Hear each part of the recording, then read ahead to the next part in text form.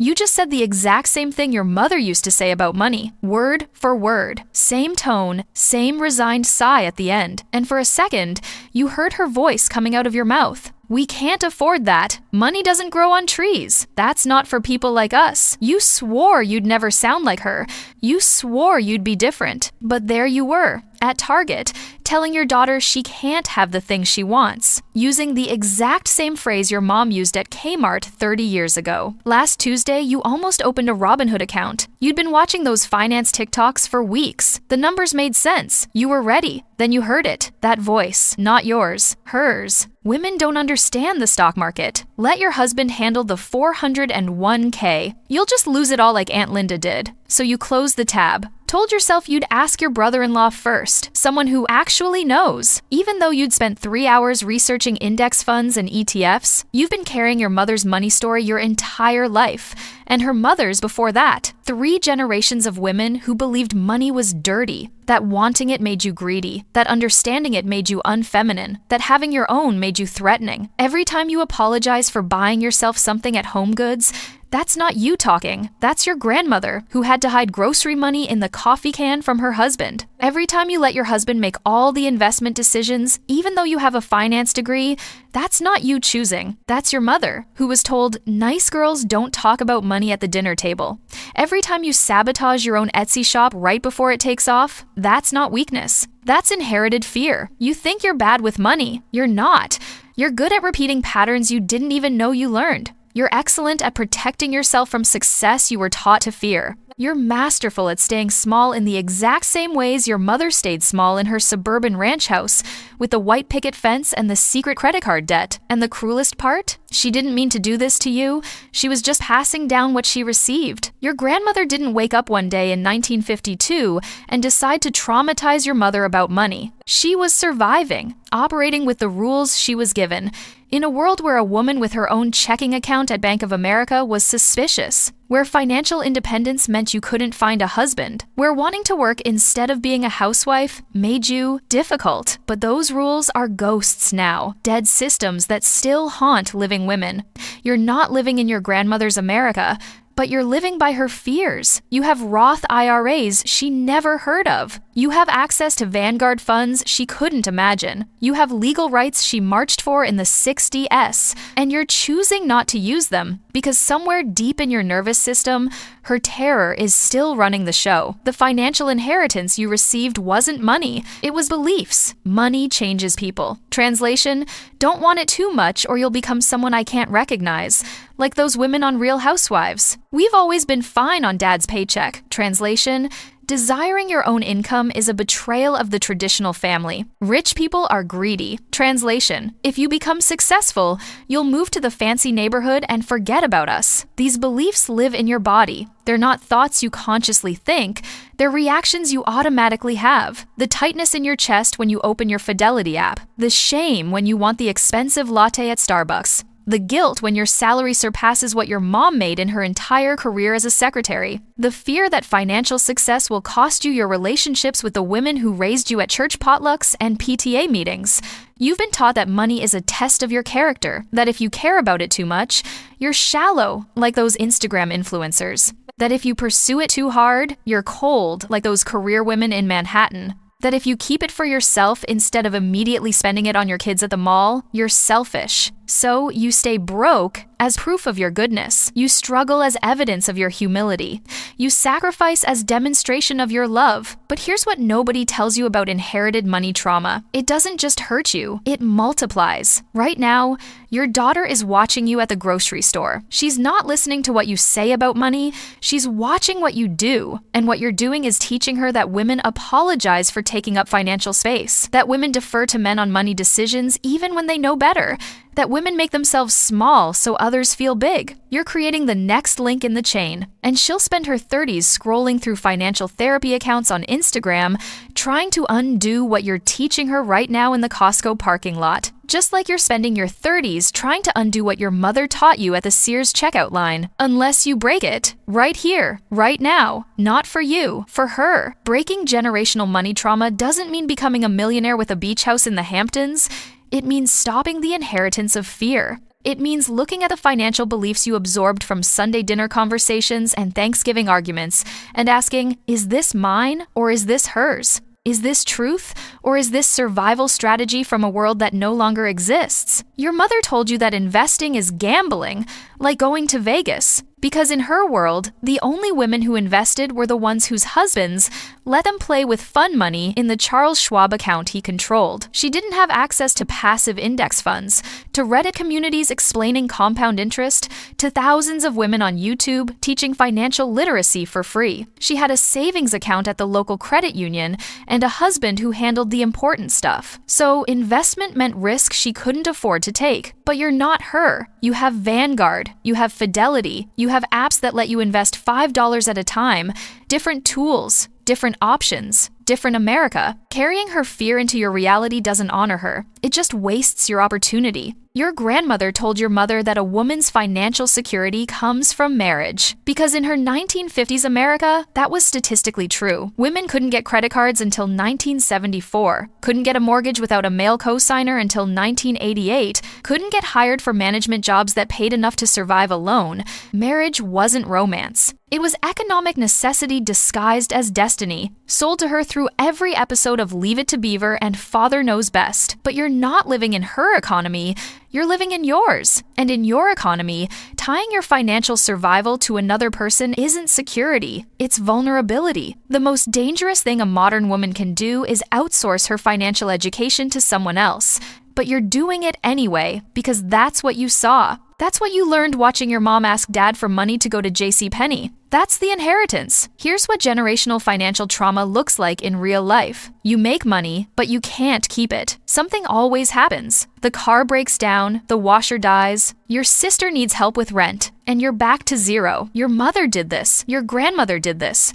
Not because they were bad with money, because unconsciously, having savings at Wells Fargo felt dangerous, unsafe, like breaking a rule they couldn't see but deeply felt. You self-sabotage right before financial breakthrough. You quit the corporate job right before the promotion. You close your online boutique right before it scales. You cash out your crypto right before it pays off. And you tell yourself you're not ready, you're being realistic, you're being careful. But what you're really doing is staying loyal to a family story that says women like us don't get to win financially. We're the ones who work at Walmart, not the ones who own stock in it. You overgive financially to prove you're not like those women. You pick up every brunch check. You loan money to family you can't afford to lose. You say yes when your kids want new sneakers they don't need because saying no feels like becoming the selfish rich mom the other parents at soccer practice whisper about. So you stay broke to stay loved. You stay struggling to stay relatable at the PTA meeting. You stay small to stay safe. And it's killing your future, slowly, quietly, in ways that look responsible but are actually just fear with a Dave Ramsey quote attached to it. The women who break generational money trauma don't do it by suddenly making six figures. They do it by getting honest. They sit down with their journal from Target and write out every single belief about money they heard growing up. Every warning at the Thanksgiving table. Every story. Every cautionary tale about cousin Sarah, who got a big job in Seattle and now thinks she's too good for family reunions. Then they ask, is this protecting me or limiting me? Is this wisdom or is this trauma? Is this a healthy boundary or is this a cage? And they start making different choices. Small ones at first. Opening the Roth IRA even though it feels wrong. Keeping the raise instead of immediately finding someone to give it to. Saying, I'm building wealth out loud at book club, without apologizing or explaining or justifying. They stop performing financial struggle to prove they haven't changed. They stop making themselves small so their family at the 4th of July barbecue feels comfortable. They stop sacrificing their financial future on the altar of being the same girl who grew up in this town. And something interesting happens. The guilt they expected doesn't come. The rejection they feared doesn't happen. The women who truly love them adapt, adjust. Some even feel relieved because someone finally broke the chain. They didn't know how to break themselves, but some don't adapt. Some family members will punish you for financial growth. We'll call you greedy when you start maxing out your 401k. We'll call you selfish when you stop being the family ATM at every holiday. We'll call you cold when you set financial boundaries and stop lending money. We'll post passive-aggressive Facebook statuses about people who forget where they came from. And this is where most women break, because we're taught that family approval is more important than financial security. So here's the hard truth. You cannot heal your financial life and keep everyone comfortable at the Golden Corral family dinner at the same time. You cannot break generational trauma without disappointing people who are invested in you staying exactly where they are.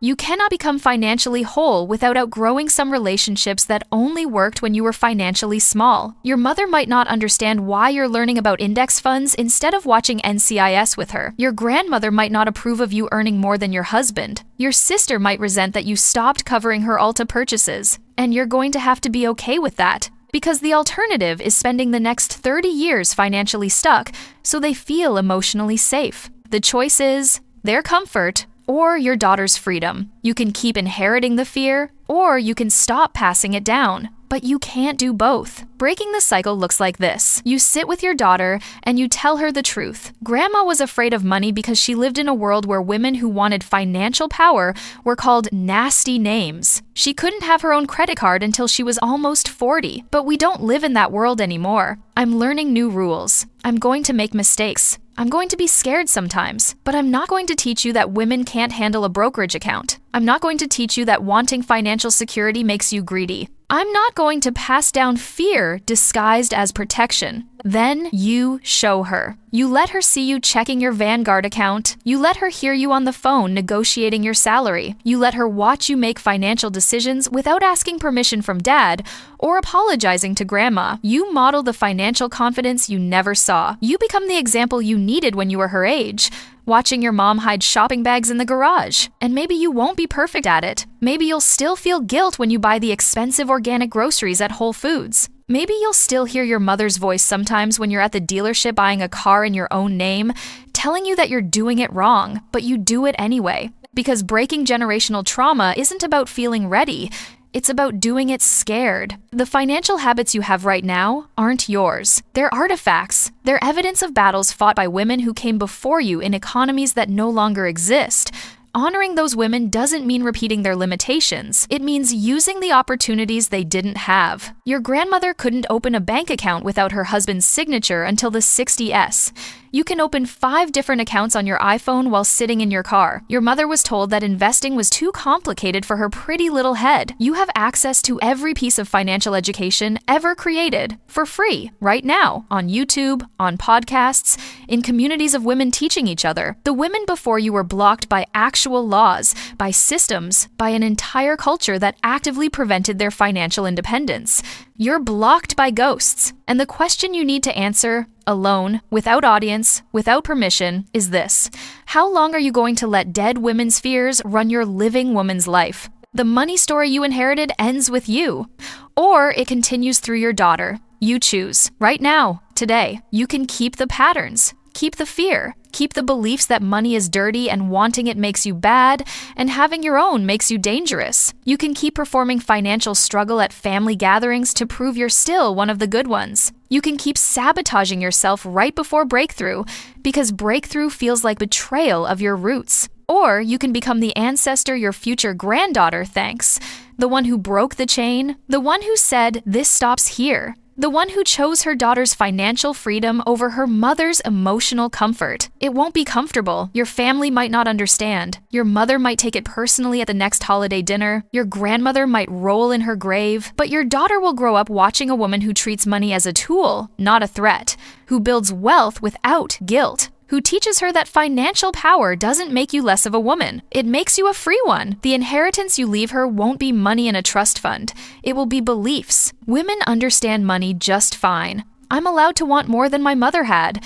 Financial success doesn't mean I'm greedy. It means I'm smart. Building wealth doesn't betray my working class roots. It honors the women who couldn't. So what are you going to pass down? Fear or freedom? Her limitations or your possibilities? The story that women like us don't get to win financially, or the proof that we do? What financial belief from your family is still running your life? What did your mother tell you about money at the kitchen table that you're still obeying? What rule are you following that was written for an America that doesn't exist anymore? Your daughter is watching you right now, at every checkout, every bill payment, every time you apologize for buying something for yourself. And she's learning, not from what you say, from what you do, from what you're too afraid to do, from what you allow, from what you accept, from how small you make yourself when money is on the table. What are you teaching her right now? The chain breaks when you decide it breaks, not when it's comfortable, not when everyone at the family reunion approves, not when you're ready, when you decide, when you choose your future over their past,